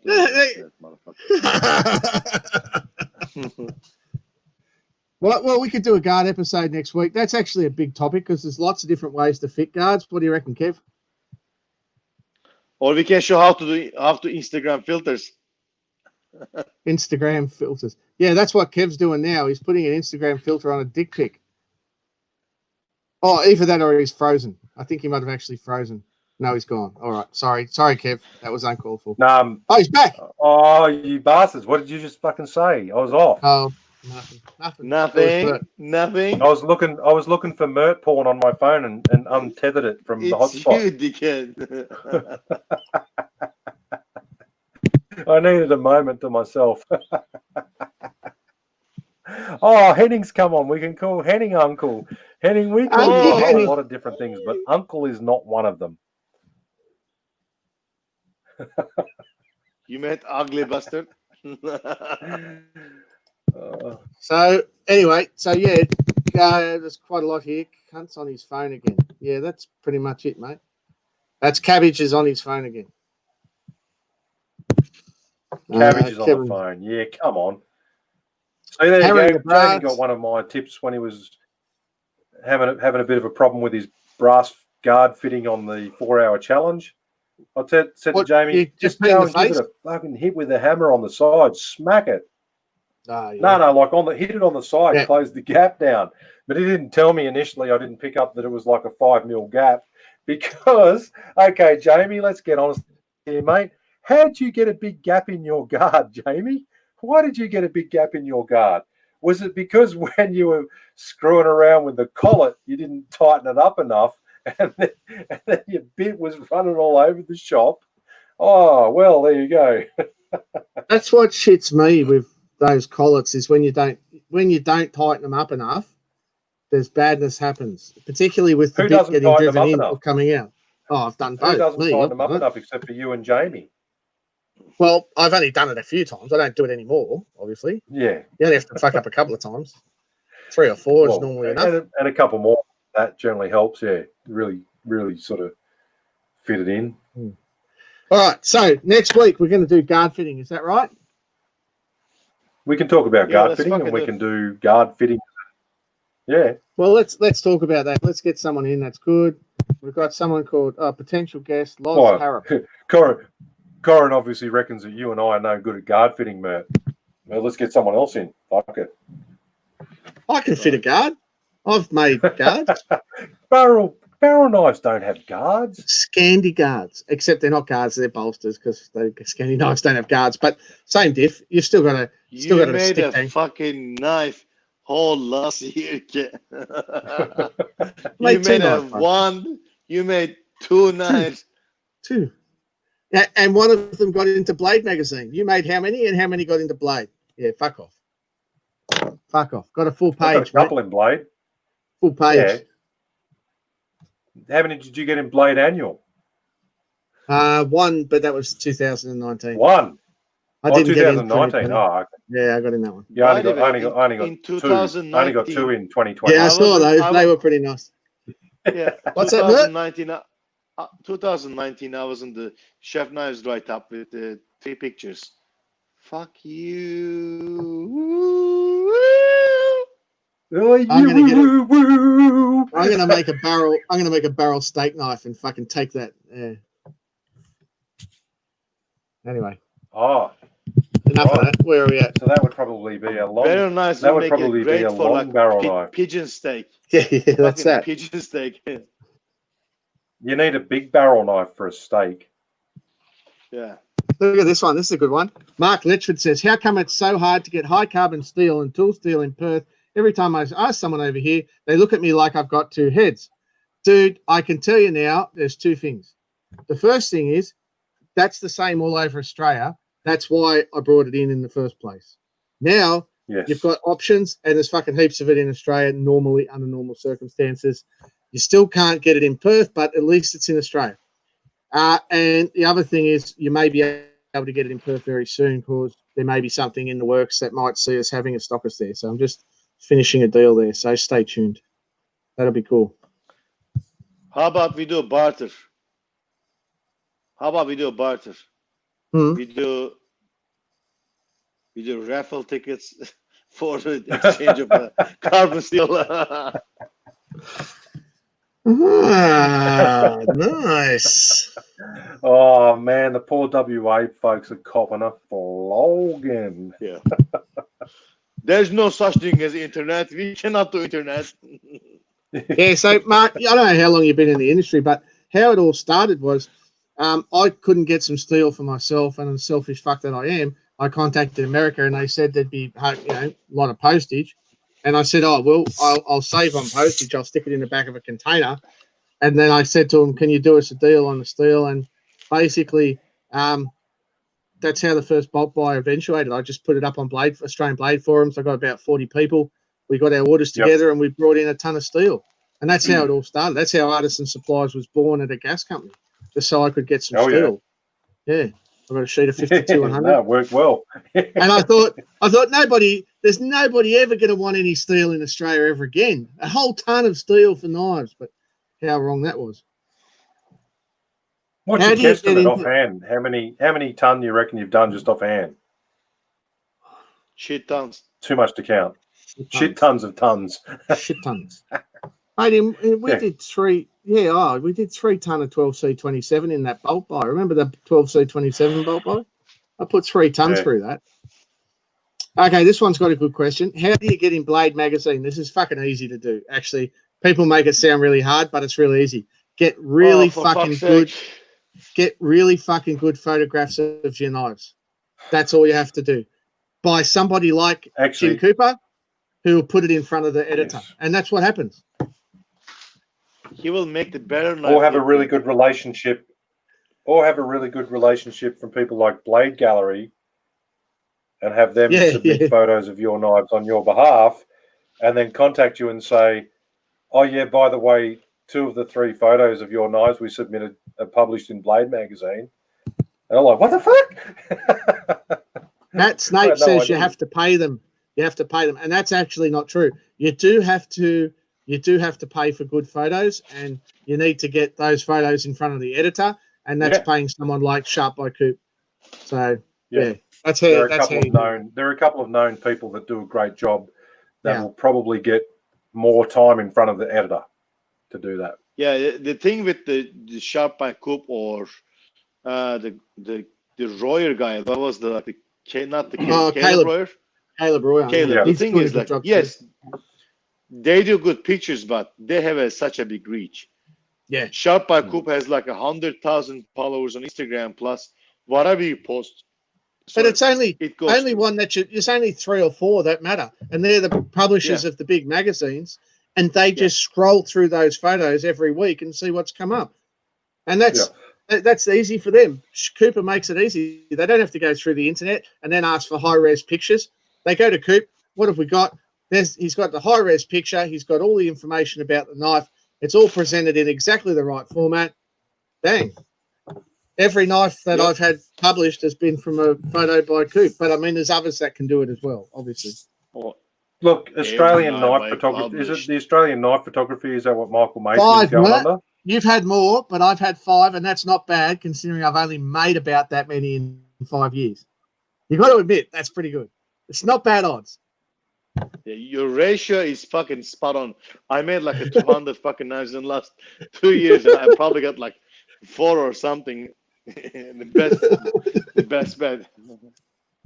But it is what it is. So when we're at the Big Sky Knife Show, I hung out with the Blade magazine owner. Oh, that's how you got in. I'm gonna ring him, tell him no more barrel knives. Yeah, that's how you got in, like sucky. Yeah, I'll tell him. Michael Macian is also doing some really nice photography lately too. Michael's just down in Victoria, and you can post your knives to Michael. He'll take some photos. No, you can't. Knives back. Victoria is fucking. Well, that's right. Sorry. Yeah. You have to stand at the Albury-Wodonga border and throw them over, and if you're lucky, they'll get down to him. But, you know, photos are the best thing to get. Good photos, the good thing to do with it. Stay tuned, Mark, because there's a fairly good chance there'll be stock of steel over there soon. But, you know, our freight rates aren't actually too bad. And if you get together with a few guys, it's pretty simple. Yeah. So, yeah, Coop was here for the last Sydney Knife Show. Corey and took photos for makers while here. These guys did an interview with him in a while back. Yeah. We did it very early on in the podcast. We did an interview with him. He's a great bloke too, and his lovely family. They were coming out in August, but that's all. Yeah, that's it. They were going to come out to the Sydney Knife Show this year, but unfortunately, obviously, that's not going to happen, and it might not happen next year as well. We'll have to see what happens with the world craziness. He unfollowed me, but I'm not going to hold it against him, so it's okay. Who's that? Coop unfollowed you? Yeah. Did he? Yeah, he was like, oh, fuck, I don't need to follow this guy anymore. Fuck you, this kitchen knife maker, little piece of shit. That's what he said. He didn't unfollow me. Did he unfollow you, Kev? No. Maybe it was something you said, Mert. Maybe he's just seen enough kitchen knives to last him a lifetime. Yeah. Hum-ons on 52-100 were so last year. Yeah.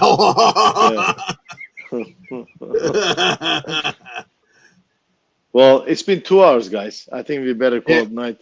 It has been 2 hours. What a great 2 hours it's been, though. Yeah. All right, so next week we're going to do guard fitting. We're going to get a good interview up. That'll be good. We'll work it out. Yeah, we'll see who we can get on. If we can't get anyone on that's good, you'll just have to put up with me and Mert again. We're doing right with guard fitting.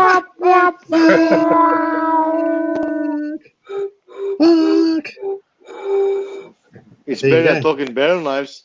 It's better than talking barrel knives. Oh, fuck. For fuck's sake. Yeah. If we talk barrel knives, I'm going to jump in a barrel and go over the fucking Niagara Falls. I think every time we talk about, we lose like. So I guess. Look at everyone logging off. Look, we just lost 16 listeners because we said barrel knife. I guess Well- the trip where the trip you're coming up to learn to make your barrel knives is off then, Kev. Shh. Yeah, right. They're not barrel knives. They're knives that are encased in a tubular holding. They're What tubular else? knives. They're not called Sausage barrel knives. knives. Sausage knives.